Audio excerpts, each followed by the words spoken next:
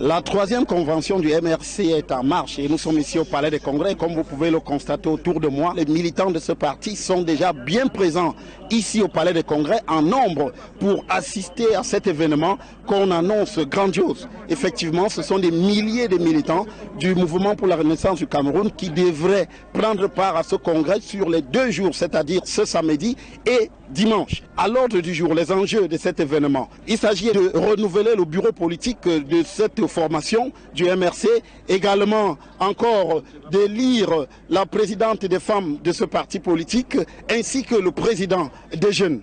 Mais bien entendu, la question de la présidence du MRC est également en jeu, mais il s'agira surtout de consolider la figure de celui qui dirige ce parti politique, Maurice Kamto, depuis un certain nombre d'années maintenant, depuis précisément 2012, et lequel était déjà candidat à l'élection présidentielle en 2018 et qui le sera probablement encore en 2025 parce que c'est là l'un des enjeux du MRC pour lequel le MRC se bat effectivement pour imposer sa vision et, selon ses dires, changer le Cameroun, apporter la rénovation à sa tête et lui donner finalement une autre orientation. Donc les travaux devraient commencer incessamment pour tous ces militants qui sont ici et qui vont donc regagner la salle des travaux ici au Palais des Congrès pour cet événement grandiose pour le mouvement pour la renaissance du Cameroun, dirigé par Maurice Kamto, qui est annoncé ici en grande pompe au Palais des Congrès. Depuis le Palais des Congrès, pour Equinox Télévision,